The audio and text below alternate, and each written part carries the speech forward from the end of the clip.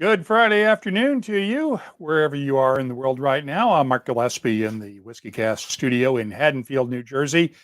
Hope you've had a good day. Of course, it is the anniversary of the 9/11 terrorist attacks, and we do remember the victims and everyone affected by the attacks of September 11th, 2001 on this day. But we also want to talk about whiskey, and we want to live.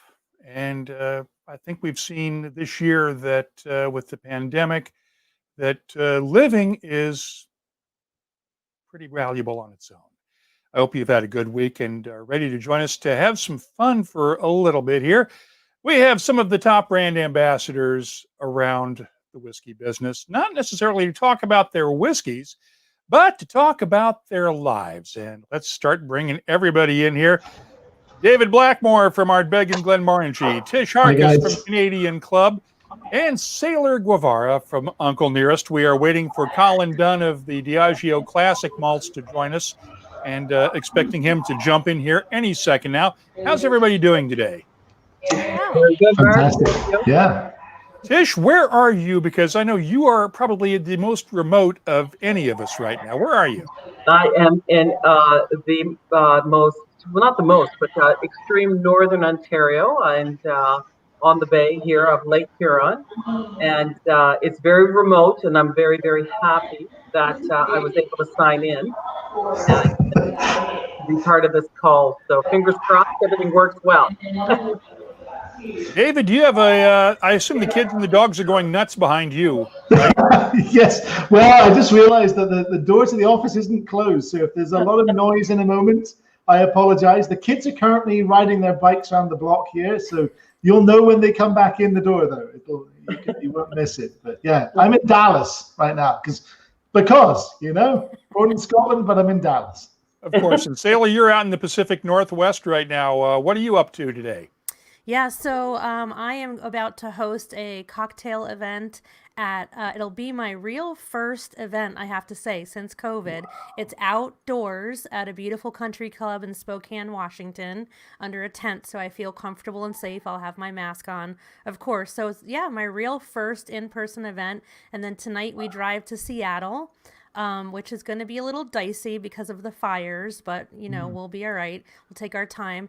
And we're releasing a single barrel of Uncle Nearest 1820 tomorrow in Seattle to benefit a charity called Community Pathways, which strives to end the school-to-prison system.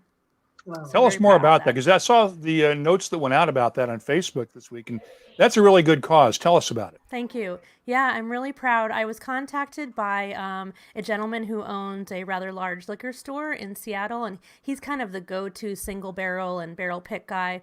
And it was shortly after the murder of George Floyd, and he asked if we could put together an all-black picking team and benefit a charity, and have a little bit of a voice in some of the social unrest that was going on. And it was just amazing of him, and we were so appreciative. And not much was going on in the business at the time, of course, especially on premise. So we went ahead and picked this barrel a couple months ago, and Saturday we will be releasing it. And all profits are going to Community Pathways, which is a Seattle-based organization that really, encompasses so much to help end that unfortunate school-to-prison system. Yeah, that once you get into that pipeline, you never seem to be able to get out of it. That is correct. So many lives have been affected by that over the years. Yes. David, what are you doing down in Dallas? What are you up to right now?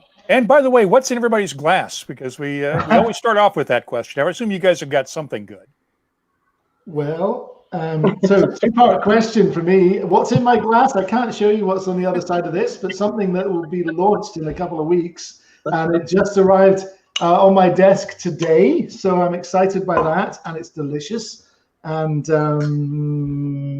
if you follow all the leaks from the TTB label approval website, you probably know what it is. It's a Glenmorangie that's coming in a couple of weeks' time, but I'm not allowed to tell you still. Which is they might have followed it, but they don't know which when it's coming out, because you've already got Ardbegs for next year in the TTB database, for crying out loud. So it could be just about anything. Indeed, and there's a lot. It's exciting times, actually. I have to say, this year, obviously not a great year. I mean, everybody knows that. But in terms of what I've been up to, I've kind of I've really enjoyed a lot of it. I mean, I've been actually interacting with more passionate whiskey consumers and people than ever. I don't have to spend hours on a plane and wake up in another soulless airport hotel. I get to see my family, and I get to do more of the work I enjoy, the parts of it I like. And everyone kind of assumes that, oh, the life of an ambassador is so romantic and glamorous. And I can tell you, it's not. It's, not to knock any one hotel chain, but once you've seen the inside of 100 different Homewood Suites or Marriott Courtyard Inns, it's not fun anymore. No. Right? So, yeah. So, Sailor, what's in your glass? So I have drinking the Uncle Nearest 1884, which is our small batch, and sorry about the reflection. This is actually, the batches are curated by the descendant of Nearest Green, Miss Victoria Edie Butler, and she is our master blender. And Sailor, if you can move your microphone just a little bit closer so that we can hear you just a little bit better. You got it. Is that better? Much better. Tish, Awesome. you already showed us, but you got the regular CC, right? I did. Yes, up north here. You didn't sneak any of the 43-year-old up to the cabin with you? I did not. I got a sample of it, Mark, a couple of weeks ago. I went out to the warehouse and I pulled a sample of the 43-year-old 70 ABV or 140 proof for if you're talking in proof, and it's pretty incredible stuff, as you can imagine. 43-year-old, and the creators, or the experts, I should say, are blending it as we speak, and are going to bottle it very soon. It's going to be blended with teeny little bits of something I can't tell you yet, but it's coming very soon. So we're talking maybe 6 to 8 weeks. And now more of this CC Chronicles is going into the U.S. than all the other previous ones. So that's good. That's good. Yeah. Since we won't be able to come up to Fredericton this year for the New Brunswick Spirits Festival to see you and taste it there, because that's normally where I get to take my first taste of this one. That's where you and I have our yearly date. Yes. Yeah. No, we can't do that this year, Mark, but we'll have to figure something out. And I suspect we're not going to be doing it in Victoria either. No, I hear that. Well, that's it.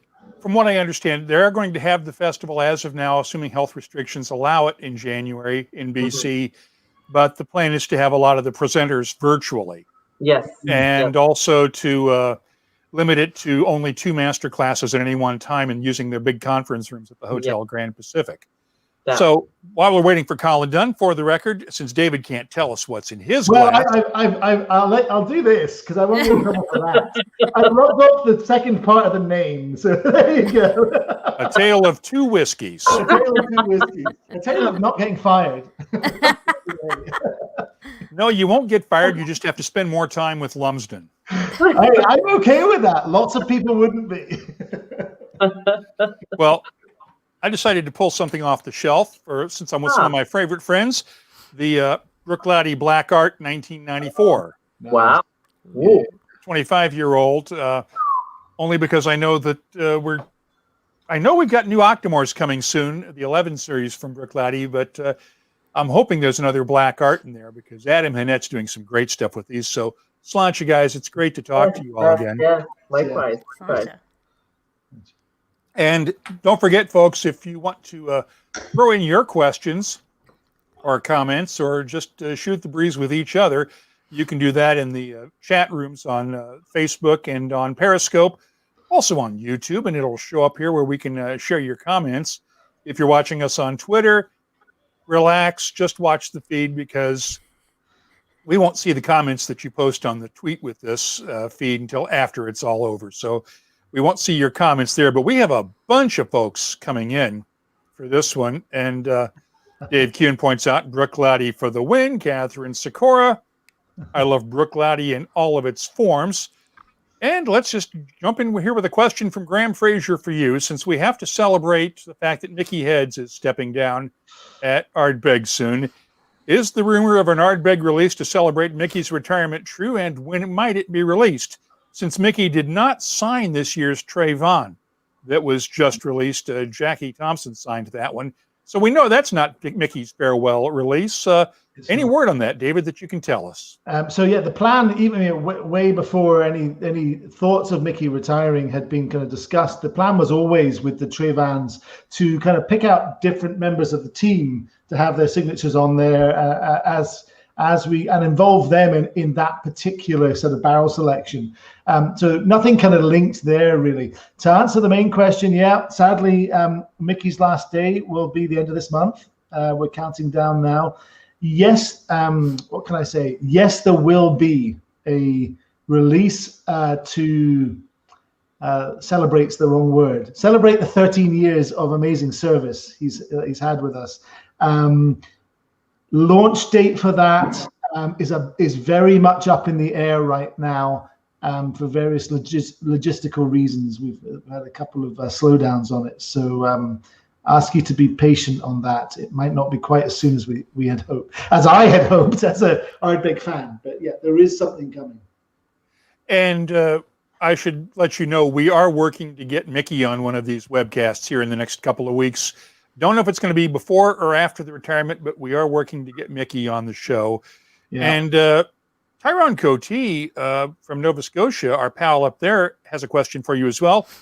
Can you talk about the sweets focus of the Glenmorangie 15-year-old Cadball estate and I guess what is the 11th private edition cake? I don't know anything about that one. Do you, David? Cake? What's that? I don't know. If there was something called cake, what? Cake and whiskey go great together, but yeah, they do. Speaking of TTB leaks, yeah, suitably healthy lifestyle, the combination as well. But, so if there was something called cake, it wouldn't be the 11th member of the private edition. Private edition stopped after 10. And this is something a bit different, and you'll see that if you've seen the label leak, it's different. That's for sure. It's a bit of shock and awe. We're kind of going at things as Bill has done a lot, and we kind of picked up on it a bit later, I guess, as the kind of team that gets out there and either presents the whiskies as an ambassador or markets them. Bill goes about the way of making his whiskies, thinking of flavor memories first. And I think that's cool. It's actually how bartenders often create their cocktails. So Bill is actually, I've often said, Bill, you're a mixologist. You don't really realize it, but you are, And he starts with an idea of a flavor memory and then tries to reverse engineer the whiskey. And that's the kind of, if there was a whiskey called cake, that would be the theory behind it. That sounds so cool. Yeah. I love that. Yeah. And it is, yeah. we have a lot of folks sharing their drams with us right now, but we also have a question for you, Sailor, from Chris Ratcliffe in the UK. He wants a tour of your office. There's a lot going on there.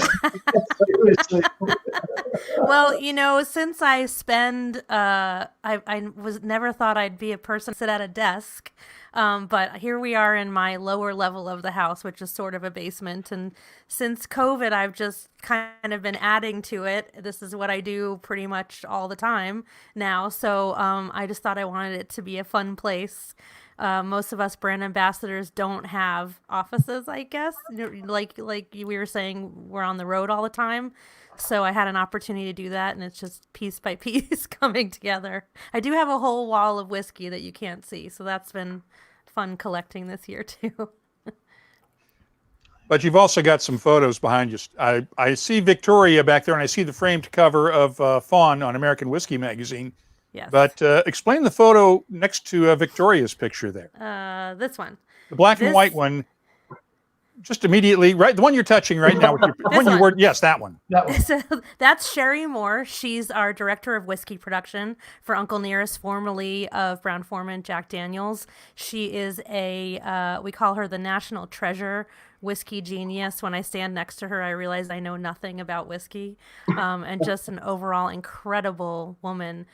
So I've got my 3 Uncle Nearest ladies there behind me. Very cool. And David is brand specific, obviously. I mean, those are the banners you guys normally have at the shows, right? Yeah, I mean, They're no good. There's no shows this year, really. So I have a window behind me, and maybe some people would prefer if I just leave the window, so you just see a silhouette of me rather than the full details.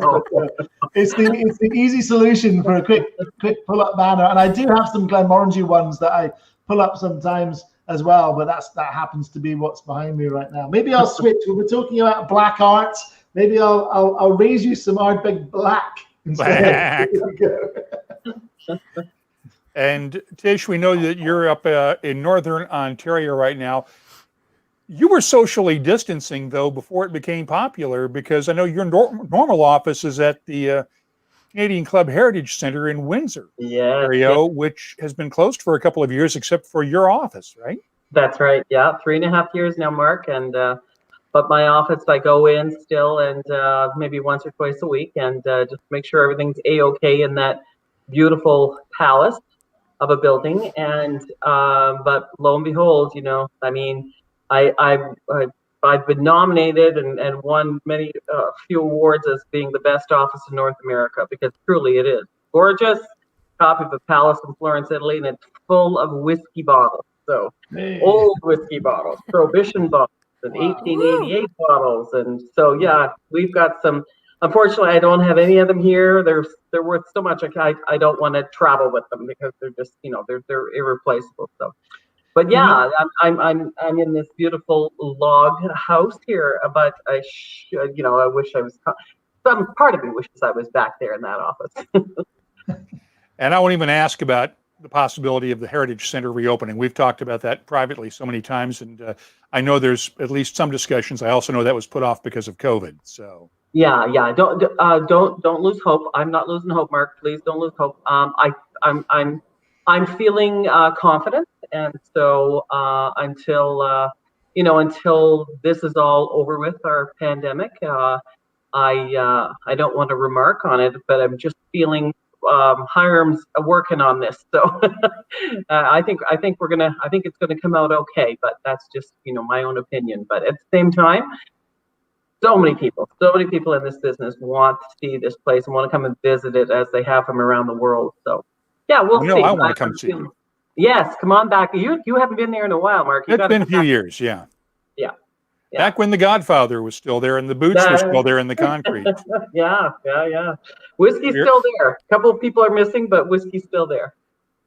And we have a question for you from Dave Kuhn. Speaking of Ardbeg, congrats to Colin Gordon, the new manager there, who will be taking over for Mickey. Dave says, Colin is such a nice dude. He's holding a few bottles for me on Isla if I can ever get back there. Ugh. Yeah, I know that feeling. Colin's just what an amazing coup for us. Sorry, Diageo. But great guy, awesome guy. I've met him a few times. He actually summer of 2019, he took me around. Even though he was Lagavulin distillery manager, he had previously been the Port Ellen guy. So he actually took me in a group around Port Ellen last summer. And what a great guy. And I actually had the summer before, without realizing it, I ended up in a house party in Bamore with the guys with the Three Drinkers. And then I realized that the person I was talking to was Colin's wife. So I met her before I met him. But there you go. Yeah, great guy. Awesome, no argument there. I met Colin when he was running the maltings a couple of years ago, and he's going to have so much fun there. And it's a loss for Lagavulin, but I know that they got Pierrick coming over from Kalila to run the port. And then Sam Hale, who was running Port Ellen Maltings, is now over to Kalila. So it's a little Isla merry-go-round. But they do Diageo does that every so often. They like to rotate distillery managers around and get them some experience at different distilleries. So that makes perfect sense for them. But Mark, the biggest thing I'd say is that every single one of those names, they're awesome. Every single one of those guys is just the best, like good people. So happy days. Well, there are no jerks on Isla. They're all good people on Isla. Yeah, pretty much. You're right, actually. I can't think of anybody. Yeah, the jerks seem to wind up getting drowned, I think. That's a great quote. There are no jerks on Isla. All drowned. We have another comment from Chris Ratcliffe, who pointed out when we were talking about a sailor, I think you mentioned, somebody scraped cake out of the TTB database or something. I've often wondered, and I've often thought that somebody should do this at a distillery. Are there ever any fake TTB label approval submissions made just to throw everybody else off? If I were running a brand, it doesn't cost anything to submit them. True. And you could do an occasional one, I suppose, and get away with it just to see who reports on it and who goes nuts over it.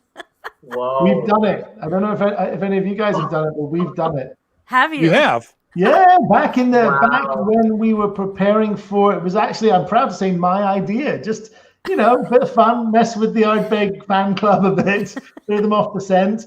When we were preparing for the 200th anniversary bottling for Perpetuum, we also submitted labels for Continuum and various other things that were never going to come out, so that you didn't know which one was the real one. That's great. Oh, that's great. brilliant. You can get away with that. We couldn't get away with that up here in Canada. No way. Well, do you have to submit for label approvals in Canada, Tish? I wasn't sure what the rule is up there. Right down to the bottom line, Mark. You have to, like, every single thing on that label has to be approved. Otherwise, it doesn't go anywhere. Yeah. Who's doing the approving? It's not the provincial governments, right? Federal government. Yeah, federal government. So, okay. Yeah, we have a full-time excise man. I call him. Well, I think Dave is retired. I used to call him the excise Dave man. But never worked for the company. Worked for the government, but had a full-time job and an office there in Walkerville. So, yeah, we can't get away with anything in Canada. I love the labels in Canada though that have to be in French and English. It doesn't leave a lot of space for any design elements. It's just crammed with words. It's the Canadian whiskey Canadienne. Yes. And Catherine Sikora points out that is a little evil, but hilarious, David.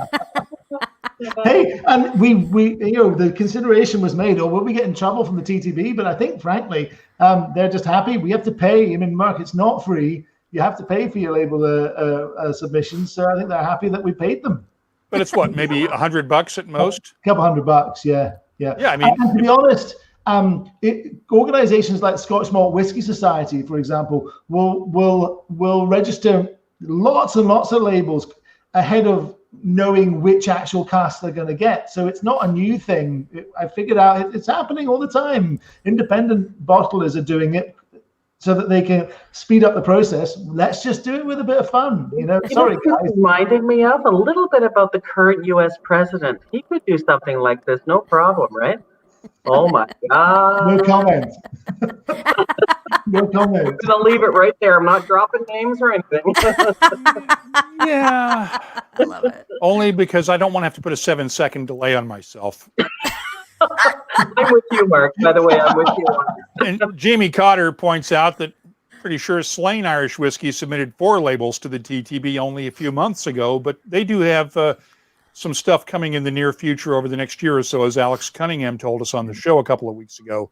So Dave Kuhn's pointing out, on that note, I might as well pour some Perpetuum in a minute. Continuum.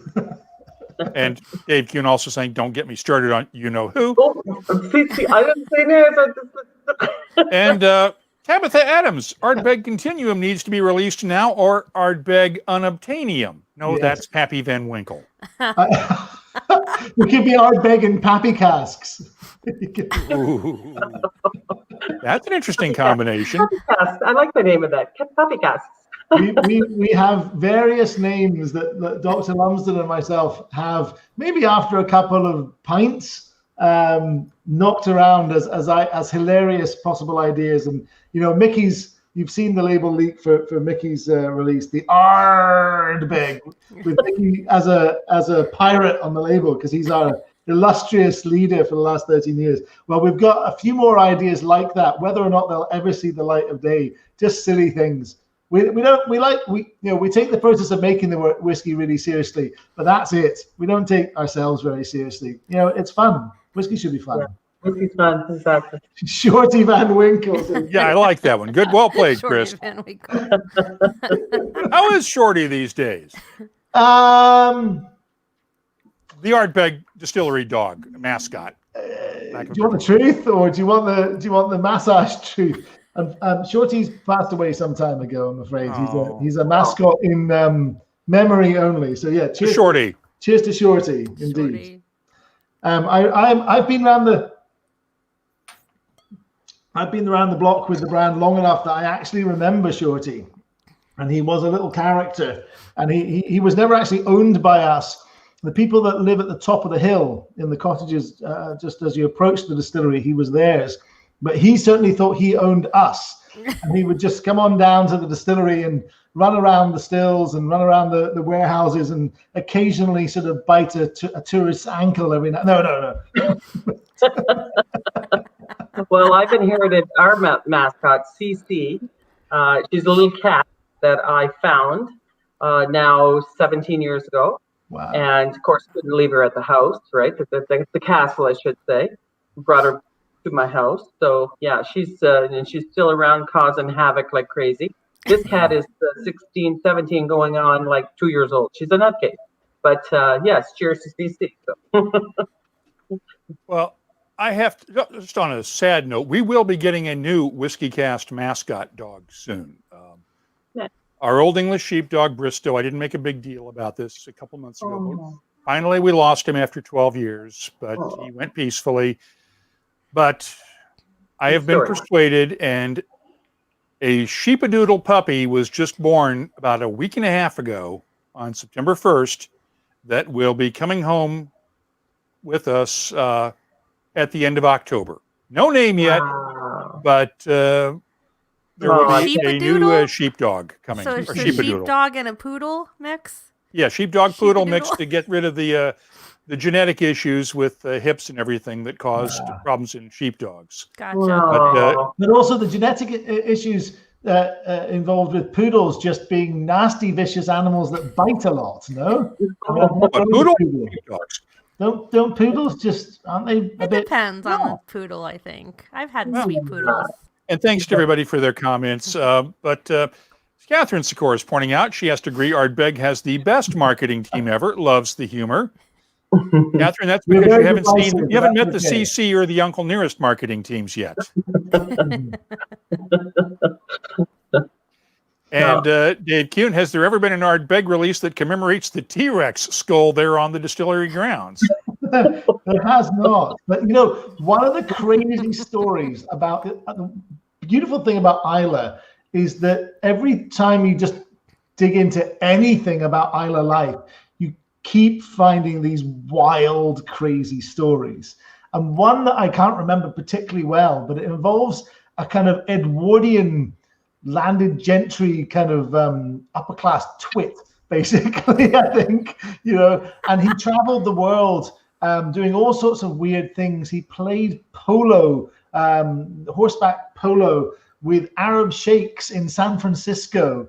He led an expedition to Siberia and dug up the world's best preserved woolly mammoth. And before it was sent off to the museum, he took a chunk of preserved flesh off it and made woolly mammoth soup and ate it. All sorts of wacky stuff.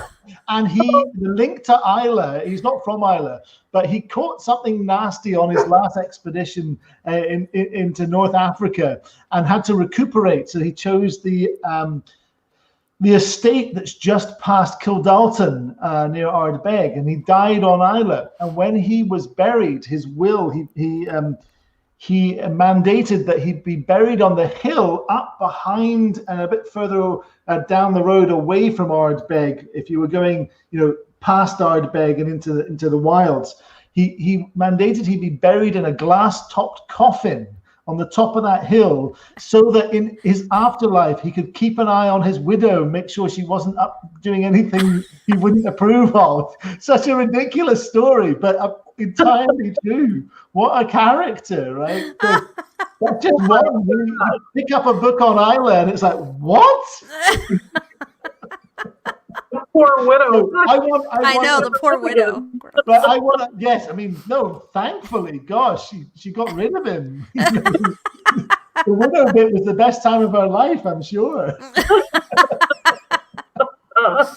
And just a quick comment from Bill Ricker up in the Boston area. Best regards to Bear and the studio cats. Well, there's one cat right now, and we do still have Bear, the other dog, but that's my daughter and her husband's dog, and we'll be going to live with them in their new house coming up here in the next few weeks. So that's why we're doing the puppy. Oh. And thanks to everybody for that, for the kind words. Tabitha Adams, Ardbeg in Yamazaki casks would be something. That could be cool. Like a Mizunara finish Yamazaki, or Mizunara finish Ardbeg would be kind of cool. That would be cool, wouldn't it? That would be very cool. Yeah. That would be cool. Yeah. Yamazaki is beautiful, beautiful whiskey. And let's see, one more from Graham Fraser for you, David. Is the Ardbeg Distillery extension finished yet? So haven't heard anything for a few weeks, but no, I don't think so. Obviously, it was meant to be finished well in time for the Fèis and Ardbeg Day, and we were going to proudly show everyone the expansion. Same at Glenmorangie. We have an expansion happening there. They have both been they ground to a halt basically, and we're kind of now just taking it safe and slow, and hoping for the same time next year, pretty much now. So yeah, but hey, listen. 1815 foundation for Ardbeg, 1843 for Glenmoe. 1 year. What does it matter? Yeah, no big deal. Hey, Sailor, what's going on with the distillery in Tennessee? Have you heard anything from Fawn and the folks down there? Yeah, so construction has not stopped during COVID. That is just how Uncle Nearest rolls. We all say that we have to wear neck braces because we move so fast. We have, our distillery's been closed and will remain closed. I believe Fawn said until next spring, most likely for safety, our welcome house. And so our welcome house has actually been turned into a PPE shipping factory. So we began using our tasting room and gift shop, that whole area we call the Welcome House, to package up PPE and send out to first responders and essential workers, and we continue to do that. We've donated over 300,000 masks so far, which is just really amazing. But we've been building our barrel warehouse, which I believe should be completed soon, if I understand correctly. Hey, Sailor, can I interrupt for just a second? Mm-hmm. I want to point out on the PPE that you guys are sending out, Fawn Weaver is paying full price for that stuff and donating it. So, I mean, paying above market prices. In some cases, because it's still being gouged by some of the sellers out there. But she's paying full price for that stuff and then sending it out and donating it. Yes, that's so correct. You guys really deserve credit for that. Thank you. It's very important to us. She had two unique things happen to her. Her husband travels internationally, and then I was in Seattle, and we had a brand ambassador in New York City. And so the three of us were sounding the alarms pretty early on in COVID.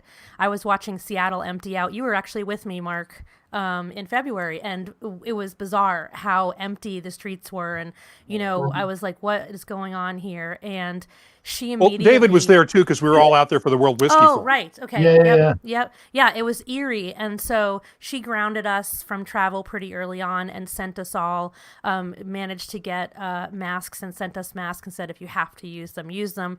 And then when everything kind of unfolded and she realized that I was posting stories from my brother, who's a nurse in New York City. He did not have proper PPE and was dealing with COVID patients very early on. And so I was absolutely terrified, as everyone was who had family working as first responders. And she said, this is not acceptable, and just said, I'm going to forget the red tape. Screw that. I'm going to just purchase it from wherever I can, pay whatever I can. Went to our investors. It's done through our foundation. And we're talking all types of PPE, N95s and cloth masks, all of it. And we've donated to,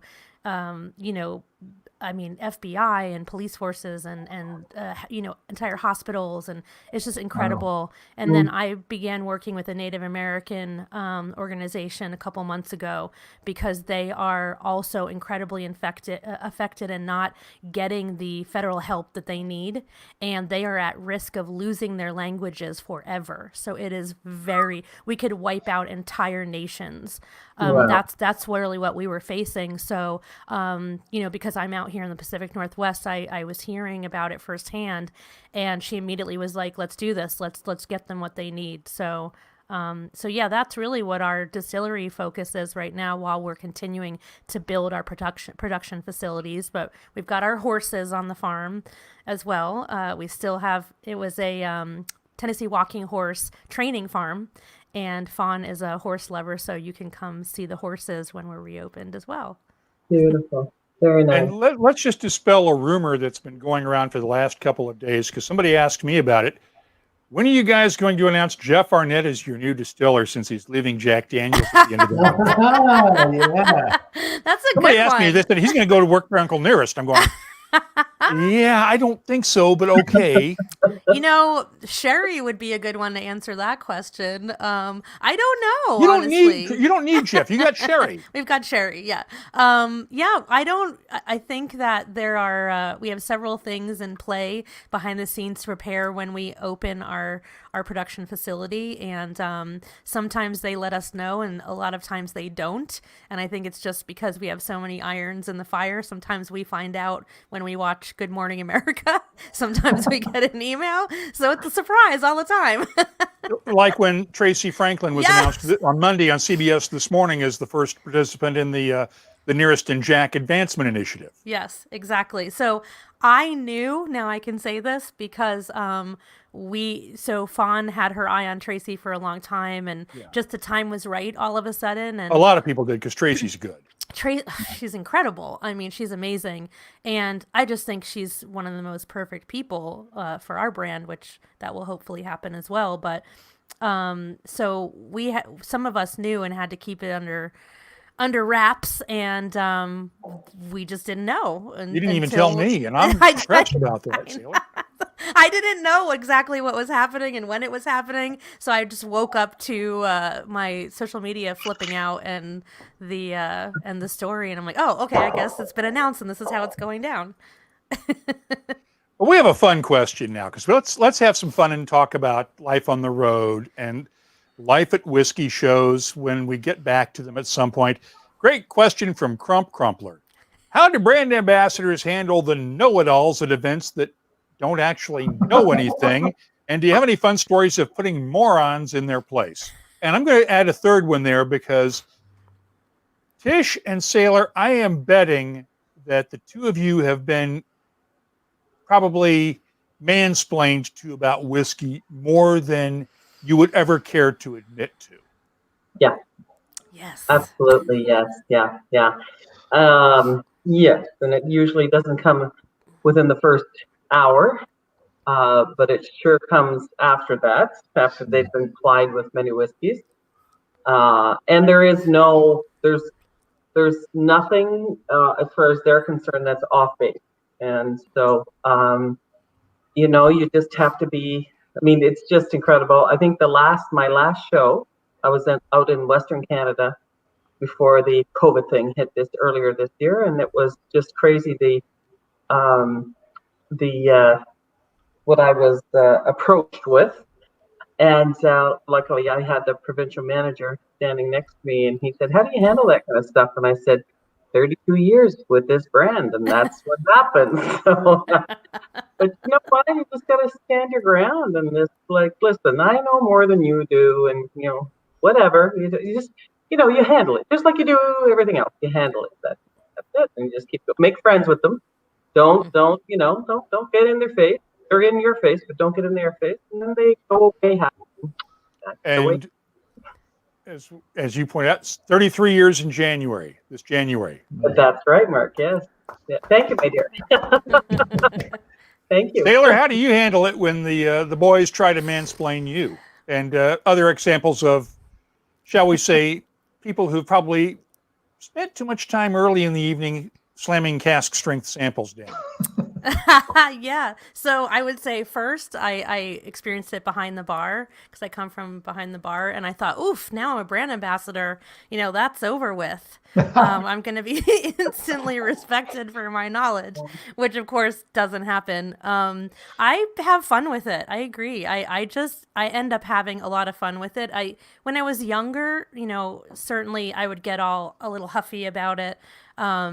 And now I'm just like, oh, great. And so I actually make them come up and I will tell them to please continue talking about the whatever the subject is. And I'll sit down and say, oh, it's great to have to kick my feet up. And they either get embarrassed or they have fun with it and they realize that I'm taking the piss. And so that shuts them down. You have to learn, I guess, but as a woman, instantly, it still happens. It happens less now. I'll say that it happens a lot less than it used to. It used to be real bad, but I used to have people say to me when I was literally physically in the distillery, "Oh, you don't really drink this though, do you?" Oh my God. No, I just smell it, pretend, and talk about it, and I would just fling it out of my glass and be like, yeah. No, I agree. That's when you want to learn to do the Richard Patterson thing and swirl it and throw it at them. Sometimes we'd like to spit it at them, but we can't do that anymore. Oh, I've come close. Being a woman in the whiskey business will teach you restraint for sure. I can't even begin to imagine, because I've got everything going for me. I'm Scottish, I'm male, and I represent a Scotch whiskey brand. And I remember the first few years coming to the States. I just turned 30, not particularly young. But even then, I was, you're too young to know anything about this. But it's funny, it kind of flipped almost overnight to, you're too old, what do you know about it? You can't win. There's always a lot of these people out there that think that they're smarter than you. And so once you say, okay, listen, you paid money to buy a ticket to this event, and I'm here to talk on behalf of that brand. So guess what? I know more than you do. So I don't say it like that, but they, eventually they look at you like, oh yeah, she's right. She didn't really say that. The scary thing, not so much with Glenmorangie, but with Ardbeg, there are people out there that I readily acknowledge know more about Ardbeg than I do. And that's okay. That's okay. Yeah. Really, that's okay. At the end of the day, what goes on in my head is I go, yeah, but you have to pay to enjoy your Ardbeg, and I get paid to enjoy my Ardbeg. That's literally what I say. What I would say to them, I would say, well, you know what? Joke's on you, because I get paid to drink whiskey. Yes, you've got to pay to drink it. So I'm happy to sit down and you can talk to everybody about this. Absolutely. I'm still getting paid. I love this comment from Crumpler. Never underestimate the average person's ability to imbibe to the point of dipshittery. Ooh, whoa! I don't even. What does that even mean? But okay. Yeah, we've all been there. We've all seen this. What's the craziest thing that the three of you have ever seen at a whiskey festival? Craziest thing, most unexpected thing. And David, the incident in Victoria a few years ago with the police doesn't count. I don't know what you're talking about. Weren't you the one that was a witness to an ass kicking or something on the street one night? No. At one of the bars? That was Ian from Beaumont. Ian, yeah, of course it was. But there were a couple of ambassadors walking back from the bar that witnessed a guy getting crap kicked out of him on the street and wound up having to come back and testify at a trial or something like that. I've seen a similar thing happen to the security at one of the big whiskey festivals in New York a few years ago. And I made a point from day one. It's the same guys at those festivals who run the New York security. And I made a point of making sure that I knew them. And, at the end, gave the right guys a bottle and got to know them a bit and realized that they're all ex-army, ex-police, and you at least, and you ex-security of some sort. You don't want to mess with those guys. And this guy messed with one of them. And I watched his exit through a side door with a group of them and thought, that's going to hurt in the morning. But craziest thing? I don't know. Oh my God. I remember heading out to, I would say that more than one time or 1 year, one event, one whiskey event, the San Francisco whiskey show. Oh my God. I mean, every year there was something new going on there. And every year it was greater. It was greater than the last time. And, 10 years before that and everything. So to say one, I can't really pick one. Up here, Montreal was always something else, but that was, the young kids not knowing what they were doing. But yeah, it was just crazy, insane stuff. I remember being at a show where they were throwing Swarovski crystal shot glasses. And, you have to duck this way and this way and this way. So one didn't hit you in the head. And I was trying to catch them. They're Swarovski crystal glasses. I'm catching them. And I thought Canada was the kind of more civilized part of North America. No. Don't get you started on the cab ride home. Oy vey. Taylor, how about you? I won't say when because it was too recent, but I happened to be at a whiskey fest in Seattle, we'll just say. And there was a gal that just pretty late in the evening just decided to sit down on the floor in the main room and just begin. She was going to just take her shoes off and go to sleep she took her jacket off and just in the middle of the main room. And so the security came over and a lot of people asked her, "Are you okay?" Which was nice. And she's like, "Oh no, I'm fine." And then security came over and said, "You can't lay here and go to sleep in the middle of the room." And that's when she got a little irate and decided to start fighting back. Mm-hmm. And she got carried out by many people because she wouldn't be still. And so you pulled a Karen, huh? And we're all just everybody's standing there with their whiskey, and I'm like, "Well, cheers, everyone." It was really bizarre. I've just remembered that your question was more to do with whiskey festivals, but if we expand it to kind of, I also have an international ambassador role. So I have a few stories from out in Asia. Some of them I could even tell you about. There were a couple. There was a time where I was literally just getting up on stage to start my presentation, and I'd said the first few words, and suddenly the door at the back of the conference room crashed open, and a Chinese man I'd never seen in my life before came charging through the door and screaming at me, pointing at me. What have I done? What have I done? And he started charging the stage, and he was tackled. And he got up again, they dusted off, seemed to have calmed down. And they charged the stage again and almost got to me before they tackled. Oh my God. And apparently there was something to do with the venue. The venue owed him money, and he threatened for a long time to come and just disrupt an event. But I thought I was about to get yours. I have to say, I had clenched both my fists and was ready. If he got within, I decided, I don't know what's happening, but I don't like this, and I'm not going to let him get close enough to hurt me. That's all I'm saying. I'm just going to make this quick, but one of my favorite things over 32 years with this brand. We used to be a part of Allied Domecq, which owned Ballantyne Scotch, and so the descendant of Ballantyne Scotch was Bill. Bill. Sorry, I'm just going to say Bill. And anyways, he asked me to come over. But back then, each country was represented. So there's 12 representatives from around the world. I represented Canada, North America. And so he said, Tish, come over early. He knew my family owned one of the islands, the Hebridean Islands called Canna. And so he said, come on over a few days before. And on my flight over, his mother had passed. So he said he was going to show me around. Anyways, long story short, he hired this tour guide man, and he brought me around. And the first night I stayed at the cottage of the family, the teacher's family, and it was built in 1598, one of those crazy things in the middle of a forest somewhere. And I went in there, and anyways, I passed because I couldn't sleep on the plane.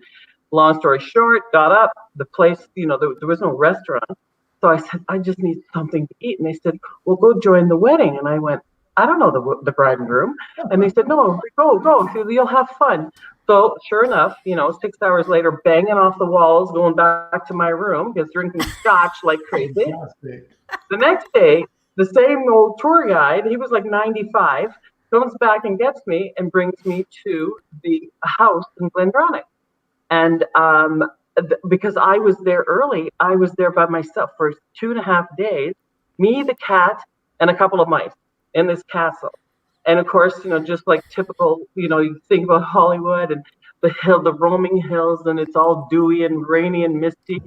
And the lady that was making my dinner didn't live there. She'd ring the bell, and I'd run downstairs to try and say hi, to see a human face, and she'd be going off up the hill in her car with her husband. Insane. I mean, I could make a movie out of this thing. So anyway, yeah, that was probably when those guys finally came. I remember the Brazil guy came first, like 48.5 hours later, and I was like, and he said, well, you have this whole library here to drink scotch from. I went, I'm not going to drink scotch by myself with all the ghosts and everything around here. But anyways, that's probably, I would have to say, my most crazy experience that I've ever had. And I just want to acknowledge this comment from Billy Abbott, our pal in the UK.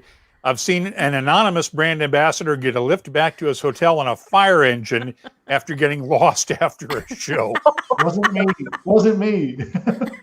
I have to say, I did once get a whole evening driven around Toronto in the back of an ex-Canadian Army truck going bar to bar, which was kind of fun in the dead of winter. Yeah, that's got to be a first, I guess. I've never heard of that before. Hey, David, tell me the story. Tell us the story. Was it you or Lumsden that managed to get an entire sports coat into a boot? Oh, how dare you remind people that was me? That was me, and kind of it was kind of a prediction of my later life, in some ways, because it happened in Dallas. When I lived in New York, and one of my first trips to Dallas, I'm not proud of this, responsible drinking and everything, but I was down here and one thing led to another. And I remember, I don't remember getting back to the Zaza Hotel in Dallas particularly. I vaguely remember talking to some strangers as I came in through the lobby. And I had a very, very early flight out of Dallas Love Field the next morning. So my alarm went off and I found myself lying mostly clothed in my suit on top of my bed. And with about 20 minutes till the plane took off. So I stupidly decided to try and get to it. And I started running around like a mad lunatic trying to pack my bag. And I needed to find my suit jacket because I'd fallen asleep in the rest of the suit and I didn't have time to change. I just put my jacket back on and go quickly. And could I find my suit jacket?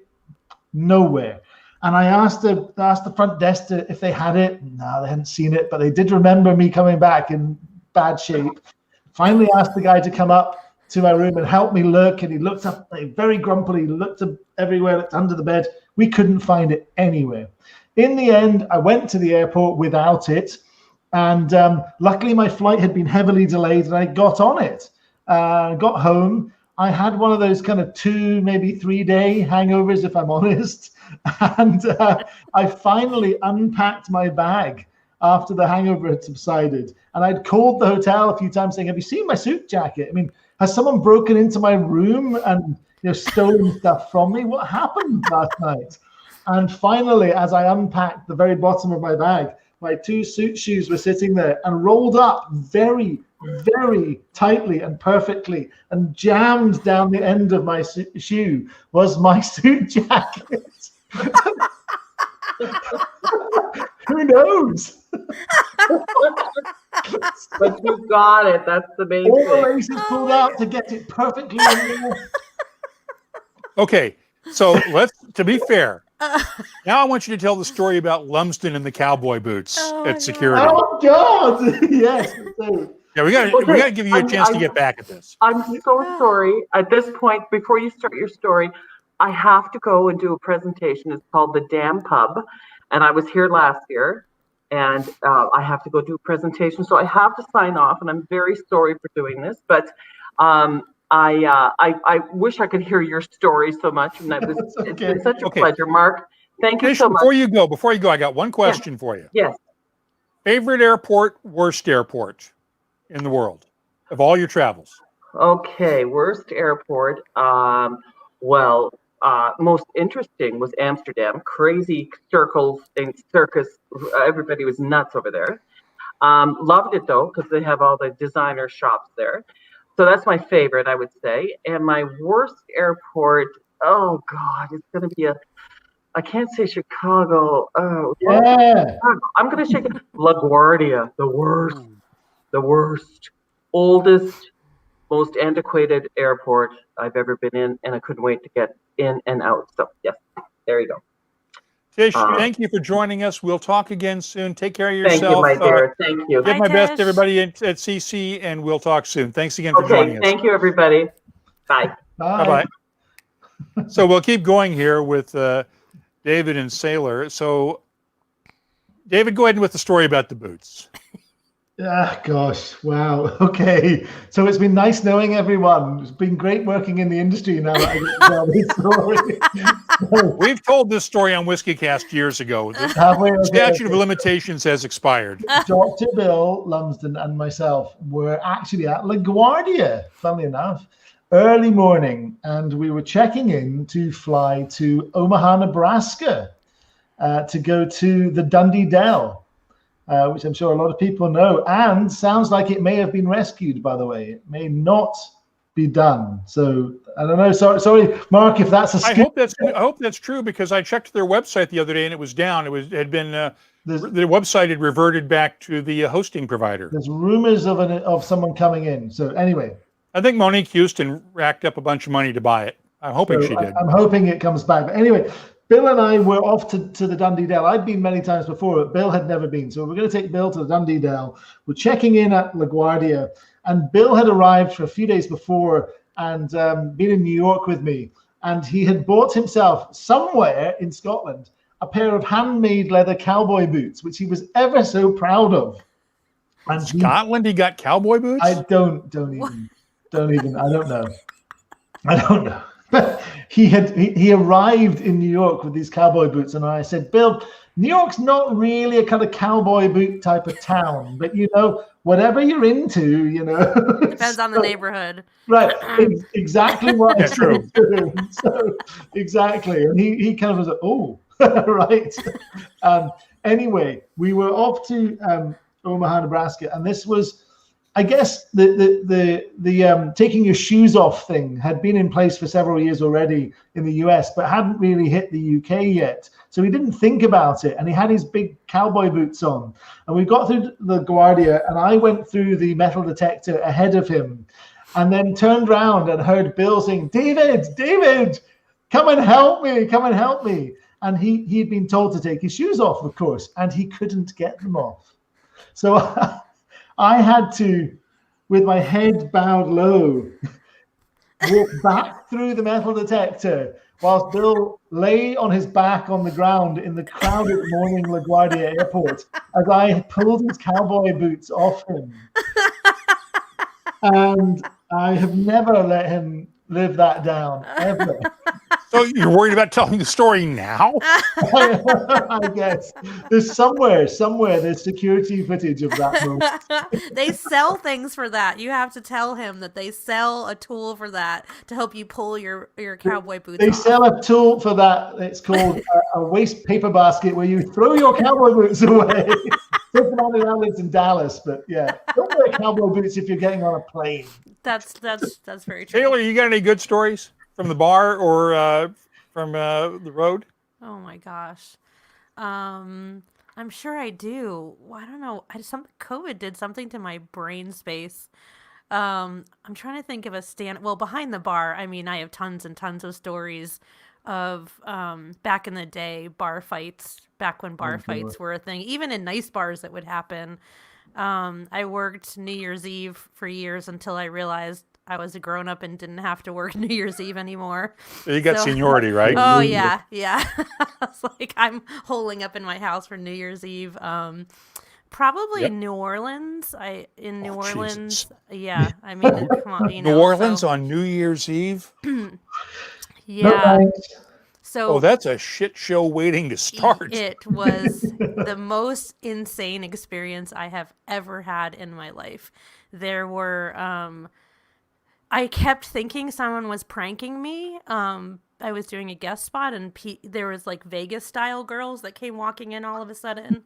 and they were like 8 feet tall with the, feathers and the whole thing. And I'm just like, maybe a show just ended and they're coming in for, I don't understand. It's New Year's Eve at 9 o'clock at night. And then a bunch of clowns came in. I'm terrified of clowns.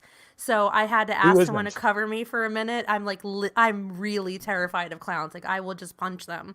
Not meaning to. That's always one way of dealing with your phobia. Hate clowns. Yes. So there was so I come out and they're all sitting at the bar. They had waited for seats and I'm like, someone is doing this to me. Why is this happening? So I was like, I couldn't even make eye contact with them. And then they got up and then all of a sudden just people in costumes kept coming in and I'm like, what is happening right now? I don't understand. It was crazy. And then at the end of the night, we realized that 80% of our glassware didn't come back to the bar legitimately. Oh my gosh. So Wow. 80% of the glassware was gone forever, which was really strange. And I think some chairs were missing, just like really big random stuff. How do you smuggle a chair out of a bar? That's I don't know. impressive. Yeah, I mean, I've seen people steal a lot of stuff out of bars, but a chair for crying out it was loud? plants. Someone said plants. Like there was a whole bunch of stuff that had randomly gone missing. And you have, security people on nights like that at the door. But I think with all the costumes and I don't know, maybe our security people were afraid of clowns also. I would probably just been like, take whatever you want, just leave.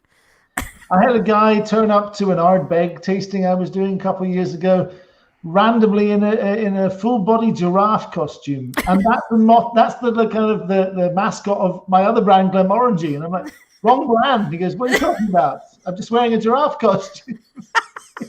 What do you mean? What do you mean? Wearing a giraffe costume. Hey, I just heard from Colin Dunn via email. Yes. There was a fire in the house next door to his. Oh my gosh. So he was having to clear out for a little bit, so he needs the link. So I've sent it to him. Hopefully he'll jump in and join us here. We can continue the fun. Cool. But Great. so you were David, you were talking about airports. I asked Tish this question. Favorite airport, worst airport for both of you? Worst is LAX for me, hands down. I think the worst airport kind of fluctuates, but there'd be two U.S. airports that would come to mind for me. If you get the wrong terminal at Miami, it can be Greyhound bus. Colin! Hey, Colin. Hey! Welcome, Colin. How are you? I'm so sorry. No worries. Across the street, we've got 4 fire engines. A house has been completely gutted. Wow. And luckily, the people have got out. So it's been mayhem out there. But everybody's okay, right? Yeah, everybody's fine. That good. was That's the what biggest matters. thing. That was the biggest thing. So the police are there now as well. So I've made it. So I'm really, really sorry. But No worries. Stuff can be replaced, and we can always fill you in here. Tish had to cut out for a few minutes, so we can just catch you back up on all the stuff that we've been talking about. Thank We're you. doing But, our go ahead and finish up, David. favorite airports in the world right now. I was saying That's right. Miami International, if you get the wrong terminal, it's like a Greyhound bus terminal. And for most frustrating airport in terms of guaranteed a delay, certainly in North America, O'Hare. Mm-hmm. Summer or winter, O'Hare, you will be there for the rest of your life. I have never had a problem at O'Hare. I've always had reasonably good experiences at O'Hare. Mark, my first trip ever to O'Hare, I remember it clearly. I had to get up really early from New York to fly from Newark to O'Hare, only a couple-hour flight to get there in time for a 9 a.m. meeting. So, it was a really early start, probably a 4 o'clock wake-up call, I suspect. And anyway, the delays getting there were, we got there a bit late. We had our meetings, and then the delays on the way back were so bad. I remember clearly, I opened the front door to my apartment just as my alarm went off. My 4 a.m. alarm went off again the next day. Okay, Sailor, your favorite airport, worst airport? LAX, I despise LAX with a passion. My favorite is Barcelona because when you exit the airport, you're in Barcelona. Yeah. Sure. So, I mean, they could do whatever to me when I arrive. I just, as long as I get out of the airport and Barcelona's right there. But LAX, we got stuck in LAX the couple days before Christmas, and I wanted to poke my eyes out and considered just renting a car and driving back to Washington. Almost, it was terrible. Isla would be my favorite airport because of where it is. Good point. Yeah, I agree. Terminal Colin, 1. how about you? Terminal 1, Isla Airport. Terminal 1, I love it. Yeah. Is there more than one terminal? There's only one terminal. That's it. Colin, Yeah, but they check you for 60% or higher alcohol and won't let you fly with it. Yeah. If you ask at inquiries, what time does the plane get in? They say when it gets on the runway. Colin, you probably had this too, where people for the first time on Isla get off the plane and they're sort of anxious and they're not sure. And the first person in a uniform they see, they go, which carousel are the bags coming off on? And they go, I know. That one, the only one. You know, I gotta tell you, Isla Airport, for me, it brings back fantastic memories. I'm going back about 25 years. I'm in the wine trade. I've won a trip to Isla for selling a lot of Bowmore, or as they say, Bowmore. And I met at Isla Airport, Terminal 1, by no other than a chap called James McEwen. And I had a little bit of a chip on my shoulder. I said to him, you know, I've won this trip. I don't really like whiskey, but I'm here to learn.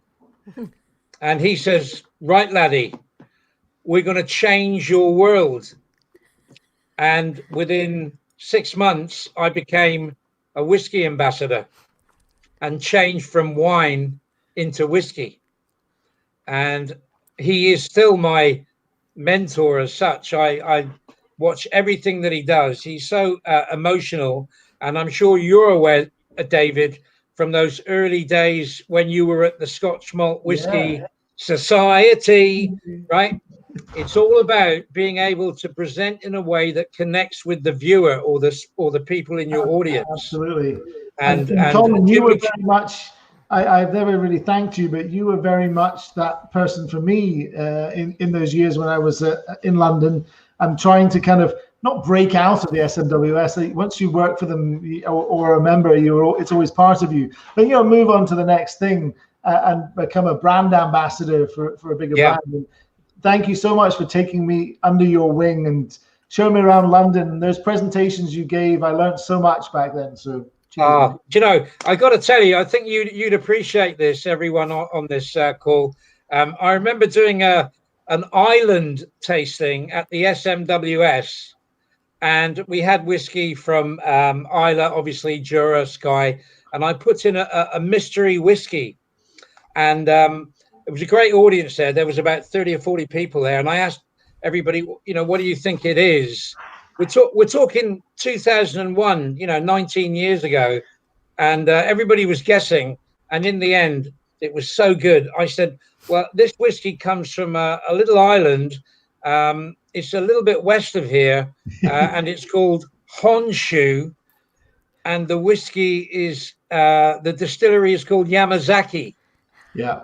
And it was the first time at the SMWS. Yeah. Now, if you fast forward 1 year, they had 116-1, which was a Yamazaki cask, and it was voted the best of the year. Yeah. So those were monumental moments to hear these people in the audience saying, well, it could be from Orkney or it could be from, and it was the introduction. My job at Suntory, my work was to introduce Japanese whiskey into the UK. And my friends were saying, Colin, you've sold your soul. What have you done? What have you done? And I said, well, Japanese whiskey is the missing link between bourbon and Scotch. It's got its own presence, and that's what I'm hoping to show. And look at it now, 19 years later, Japanese whiskey, they've virtually run out of age statements. It's And, funny, Colin. I did a similar thing a few years after that when I was still at the Society in London, because there were a few of the regulars who you probably would remember back in the day who were, they were aware of the Japanese whiskies, but were so close-minded. They just didn't want to try it at all. So I did a similar thing. I did an island tasting, blind island tasting. And sure enough, all of the group that were just anti ever trying a Japanese whiskey for whatever reason, they all blindly chose it as their favorite of the night. And then I let them know what it was. And I pretty much had to run out the door, run home, because they were going to beat me up. yes, yes. Okay, so let's get back to worst airport in the world. Which one would you like to see bulldozed?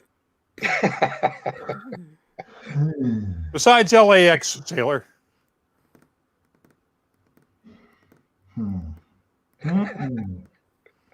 Bulldoze, LaGuardia. Yeah. Well, it is being. True. I think some of the terminals here at Dallas are just terrible. Yeah, I mean, I have to admit, if I have a pick in the U.S., David, I'm sorry, it's DFW, because I've never had a good experience at DFW. It's an American Airlines hub, and I don't really fly American because I used to be based in New York. And that's a good thing for me, because Terminal E is actually okay. It feels like a little separate terminal by itself. But when you get into the old American Airlines terminals at DFW, wow, they're shockingly bad. And Atlanta is pretty terrible too, because it takes you 8 million years to get to and from anything. It's its own city. It's too much. It makes me feel overwhelmed. Yeah, the one I would love to bulldoze internationally, well, there's two of them, Aberdeen and Madrid. Ooh, Madrid, that's a good one. Only because both of them, every time I fly through there, because let's face it, when I fly, and David, you've seen me on media trips, I fly with enough electronics to stock a friggin' You sure do. Dixon's store. Yes. And only at Aberdeen and Madrid have they both insisted at security that I pull every frickin' piece of equipment out of the bag so they can scan it all separately. Yeah. And I'm looking at them going, you want to do what? And that's the polite way of saying it. And then it's, sir, do you want to fly today? Yes, I want to fly today. But if you insist on running every piece of my gear through the scanner, we're going to tie this thing up for about 3 hours and nobody's going to fly today. Top tip, never ever fly with a laptop that's broken, that won't switch on. Yeah. I got stopped. My laptop had broken. So I'll bring it home and we'll get it fixed. And of course, this is the trip. I get stopped, get a secondary, and they're like, you need to start this laptop. And I'm like, I can't start this laptop. It's broken. And that involved another interview. Oh my gosh. Yeah. And Tabitha Adams, Berlin Schiphol is damn awful. And I hate to say this, Tabitha, please don't blame me for mansplaining. Schiphol is Amsterdam, I think. Yes, it is.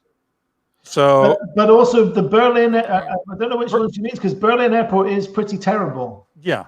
It was good at one point. Graham Fraser, Prestwick, Scotland. Prestwick, Scotland. I'd forgotten about Prestwick. Oh my God. And I'm sorry, Seth Klaskin, I cannot agree with you. I like Philly Airport because I live 20 minutes from Philly and I fly through there all the time. And I have never had a problem in Philly because I'm close to home. But Terminal F, I can go through security in 3 seconds flat because there's never a line because that's the commuter terminal. Wow. I have to say, I want to stand up a little bit for Edinburgh Airport, despite a lot of locals hating the security. I think it's got better. And what I like about Edinburgh Airport is the Yo Sushi revolving sushi bar and the champagne and oyster bar, which I've never been to, but I have been to the sushi bar a few times. Well, the other thing I like about the only redeeming feature of Aberdeen Airport is the duty-free shop. Yeah. The World of Whiskey, because they do have a World of Whiskeys there and they do pour samples. Colin, what are you drinking? Yeah, what are you drinking, Colin? Alaska. I did a tasting. I did it. It's the 18-year-old. Nice. I hosted a tasting for one person yesterday, socially distanced, and I was going through the Talisker range. We're looking at doing a Talisker evening, serving it up in about 10 different ways. Oh, wow. In cocktails, in highballs, with food pairings, in classic cocktails. We're really stretching the boat out to show people that you can drink whiskey in many different ways now. We were going to do this at the Isle of Festival. We were going to have a highball bar at Lagavulin in Kalila. Nice. And I would have been performing with my band, the Lagavulins, because there ain't no fooling with the Lagavulin, right? Ever the showman, Colin. But of course, that's been cancelled, which is a real shame. Actually, it's probably the best thing that it was cancelled for a lot of the people that have been attending the music. By popular demand from the people of Isla, Colin was cancelled this year. Well, let's get serious for just a split second here, because I've got a question from Dave Kuhn for Sailor. With Uncle Nearest's direct connection to African American history, what's the brand doing to engage in the current climate for calls for justice and equality? Not to get political, just a fascinating correlation. What can you tell us, Sailor? That's a great question. I mean, one, what we're doing to engage is we're a Black-owned company. That's just what we are. So we are the first in many things because of that. And we are very intentional about hiring diversity. With diversity, that's very, very important to us. Our Nearest and Jack initiative, which Tracy spoke about on your last show, is the brainchild of Fawn, and we do that together with Jack Daniels to promote inclusion and diversity in the spirits industry as a whole on pretty much every level, which is woefully needed. And you know, that's a large question with many facets to it and many different ways I could answer. I think that, you know, first thing is that we are every time someone purchases this bottle, this name, Uncle Nearest, this is the name of a former slave, right? Mm-hmm. And so we are solidifying this man's legacy. And that's number one. And that's a simple thing to do. Buy a bottle of whiskey, share it with friends, enjoy the whiskey, support you know, our intention of solidifying this legacy. And then I would say, you know, for us, we talk about being intentional all the time. So be intentional about how you're spending your money, where you're spending your money. Be intentional about knowing where your money goes. That's really important. And our foundation, like I spoke about earlier, our PPE, it's called Our Brother's Keeper, and that initiative, our foundation does so much. We provide scholarships to the descendants of Uncle Nearest, full ride scholarships. We have our PPE initiative. We have the Nearest and Jack initiative. So I think that for a 3-year-old company, we've done more already than most brands have done ever that are probably 100 years older than us, I think is a fair assessment. So I think that, you know, I want to see what the landscape looks like 5 years from now. Because I believe that this brand is changing how we all speak about the lack of diversity in our industry. I think it's changing what you expect people to look like in the whiskey business. I know when I started in the whiskey business, I didn't see a lot of people that looked like me. And I'm a woman. There wasn't a lot of people that were readily available to me that I could look up to that were women. I didn't even feel like I was wanted in the industry, to be frank, in the beginning, and now it's completely different. So yeah, I mean, I hope that answers. It's a large question to answer, so I hope that satisfies the question. Yeah, and Dave says, thanks for asking it. This is a party, so no intent on getting serious, just genuinely interested. And I think it's instructive that when I talked with Eric Gregory from the Kentucky Distillers Association the other day, because they just announced the first scholarships that they're funding through their Lifting Spirits Foundation through the distilling program at the University of Kentucky for distillation, brewing, and winemaking. And when Eric comes out and says, we've got to admit that this is an industry that has been dominated by old white guys for the last 100 years, that's something for the head of the Kentucky Distillers Association to come out and have the guts to say that in public. Yes. Because that's not something we would have heard No. 10, 15, 20 years ago. Absolutely not. Even 5 years ago. Do you really think 5 years ago? I don't think so. And I think that's wonderful. That we're able to now, we have to have the conversation, right? We have to be able to have the conversation. And I appreciate that consumers and fans of whiskey are delicate about asking these questions, but I don't want them to be. It's okay. We can talk about this. Well, it's hard to have that conversation. It can be. And I hope I help make it easier. I hope that you and I have had these conversations before about stuff. Yeah, many times. So I hope that maybe, if anything, that's what we do as well as a brand, is that we are allowing you a space to have this conversation. We are inviting you to the conversation. We are opening up the discussion in a way that you feel welcome to it. So that would be my greatest hope for sure. Yeah, I mean, we have to acknowledge that whiskey is one thing that can bring us all together, no matter what your race, culture, sexual orientation, whatever, Yes. Religion, nationality. Whiskey is the one thing that can bring us, one of the few things that can bring us all together. Yes. And when we acknowledge that, we can see the humanity in each other. Yes. And we're such a collaborative. I think that's one of the things that I've always loved about whiskey, is we're so loving to each other and we're so friendly and collaborative. And I don't feel like you see competition very much. If you do, it's very cheeky and friendly.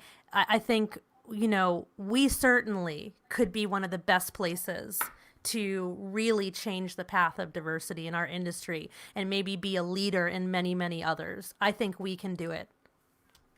Well, let's get back to the fun. Crump Crumpler, Dave Kuhn, you wonderful evil man, you brought up Krispy Kreme in the Edinburgh airport, and I sadly live half a mile from one of their shops, and all I'm wondering now if the red light, fresh donut light is on, damn it. Yeah. Now, because I've got a Krispy Kreme half a mile from us, and I'm thinking, I haven't eaten since lunch today, and it's getting late here, and I'm ready to eat dinner. I'm going, damn, I want donuts, for crying out loud. I know the whiskey it might go really well with too. Actually, there's a whole month coming up called London Cocktail Week, where our company's we're taking over a bar. It's going to be socially distanced, I hasten to add. Yeah, and right. We're looking at filling it with lots of events. And one of the questions I was asked tonight is, we're going to be doing, for the first time ever, and I couldn't even believe it, but there again, that's the beauty of being in whiskey. You're learning every day. Is we're doing a whiskey and donuts session. Nice. So we were tasked to come up with a name. So, and we're using the singleton of Dufton. So at the moment, we've got Dufton and Donuts. It's pretty sad, I know. I do apologize. No. There's a few others that'll come to me in a moment, but the main thing is to make it interesting and make it, and Mark touched on it just now, make it a little bit fun, And just to go back to that previous point, if I may say, in the last year, I've probably hosted or co-hosted about a dozen whiskey evenings at women's whiskey clubs across the UK. And the one I enjoy the most, just a very quick anecdote. There's a place in London called Milroy's, very well established. They've got a young girl there called Katie. She's like a sponge. She sucks up all the information. And she said that one day she wanted to move further into the industry. And I said, well, look, I'm presenting here in Milroy's next week in front of, 40 or 50 people. Why don't you co-host with me? Awesome. And she did. And now she's doing tastings on her own. So there's a lot more women, and I can only really talk about the UK. There's a lot more women involved in the industry now. We've actually just taken on a female whiskey ambassador to join our team today. A lovely lady called Jo Last, who was head bartender at the Beaufort Bar at the Savoy Hotel. And she's now moved over to us. So we've now got a team of four whiskey ambassadors in the UK. And she's a great addition, So I think the answer is things are changing. They were slow at the beginning. I can go back to days when I'd be hosting tastings when the whole audience was men. Yeah. And they were all above the age of 50. Mhm. And the mere suggestion of adding water would have me kicked out of the building. So, Colin, when I worked at the Scotch Malt Whisky Society in London, I'm not proud of this, but I resisted. I remember my bosses in Scotland saying, you need to get an ice machine and at least for soft drinks. And I refused. I was an insufferable whiskey snob. I refused to have an ice machine in the building in case people put it in their whiskey. And what a dick. Really? I mean, really? Yeah. I mean, seriously. David, it's not the first time we've thought of you in those terms. I know it's not, Mark. I love you too. You too, David, my friend. Really, I mean, thank God I've moved on. Thank God most of us have moved on. Yeah. And in our perceptions. You know, the other thing that is changing that's really important to mention is there's a lot more female bartenders now. And there's a lot more female bar managers now. Yeah. You know, if I go back 15, 20 years, particularly in 5-star hotels, all males. Yeah. All males. And frankly, if we were honest, I mean, there were obviously the superstars, but we all know that there were plenty of the kind of older male bartenders in those hotels that had been around forever and were frankly not very good. Yeah. Well, we are getting some great suggestions for you, Colin, on the idea for a title for that donuts and whiskey pairing. Oh, please bring stuff them on. Like Isle of Airing. Through the Rung Hole. Do's and donuts favorite. with whiskey. Yeah, through the Rung Hole. Whiskey and donuts. Yes, that was a good one. So Bung and donut holes. I'm absolutely biting my tongue right now because Bear claw barley. The whiskey I'm drinking right now, Glenmorangie, yeah, tale of. I can't tell you anything for another week or two, but watch this space in terms of donuts and possibly the world's most famous donut. A cake donut? You have to wait and see. Think about a donut that became very famous. Well, I'm sorry, the jelly donut is the most famous one, and the glazed donut, and not even close yet, Mark. Sorry. Okay, but the cake donut is pretty good too. Just wait and see. You're almost there with that one. Hey, right, well, I'll take that one on board. Any more will be gratefully received. The singleton of donuts we had from the single hole of Dufton. Single hole of Dufton. Hey, I like it. I like it. From Chris Ratcliffe. Pete had the singleton of donuts. Those were a couple of good ones.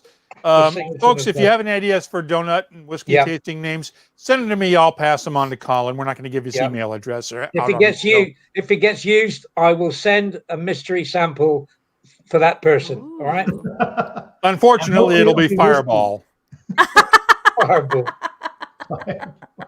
I'm kidding, of course. I'm kidding. Colin always sends good samples. Colin's nickname at college. Hey, Sailor, tell us about your podcast, Whiskey, Metal, Rock, Metal, and Whiskey. Metal, Rock, and Whiskey. Metal, Rock, and Whiskey. I'm sorry. Yes, you were a guest on. We had such a fun time. And it was fun. Yeah. Gosh, it's 3 years ago now, I believe, I started the podcast. But not since I've been on the show. It was no, not since you've been on the show. It became from a conversation on Instagram, actually.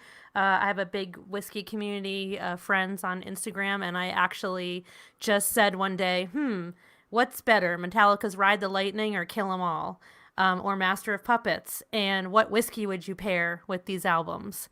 And the amount of responses I got was just nuts, and people were very passionate, let me tell you. And I thought, this would be such a fun conversation. And so we've been doing it ever since. We choose a different artist or band, and we battle their albums against each other, and we argue, and sometimes we fight, and sometimes we agree. And we all take turns pairing a whiskey with the artist, and we try to one-up each other every time. And it's been a blast. Sometimes we drink a little too much and forget what we're talking about. We've had someone fall off their chair during recording once. But yeah, we have a really, really good time. And now we're actually streaming to YouTube as well as putting it in the podcast feed. So that's our new platform. It's a blast. Hey, we got your new subscriber too. Billy Abbott goes, how does I not know of this podcast? Subscribe. Yay, thanks, Billy. I was actually going to say Billy needs his own show. His comments have been hysterical tonight. Don't give him any ideas. But you're all welcome, gentlemen, to come and be a guest on the show. Thank you. Awesome. In fact, if you get really bored, we've just started, two of us at Diageo have just started a podcast. It's called The Middle Cut. And the plan is we're doing 28 episodes, one on each of our distilleries. And we're inviting a guest on every show to talk about, their favorite whiskey, how they got into the industry, and talking about the topics that are relevant to today.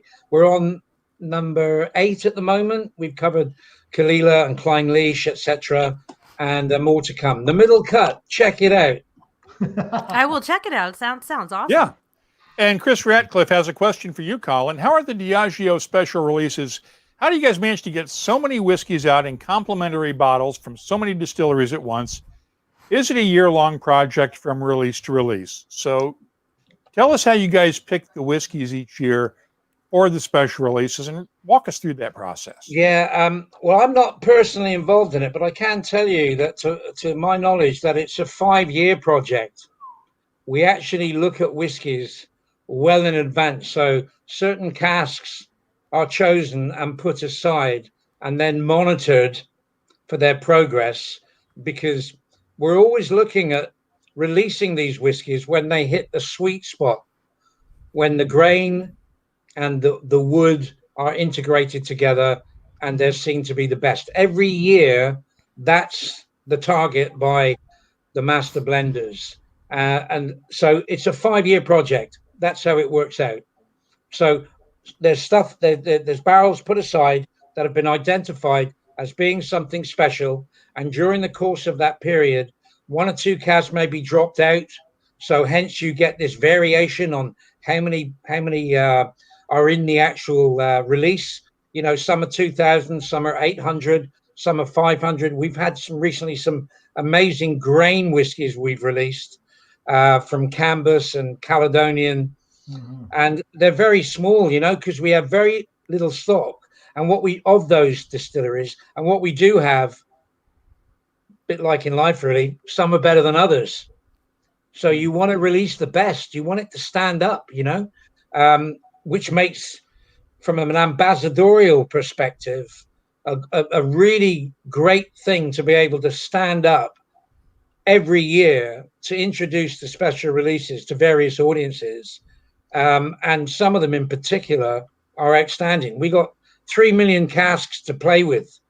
So for me, the top person in Diageo, for me, are the master blenders. They are choosing the whiskies that ultimately I'm passing on and introducing to the general public.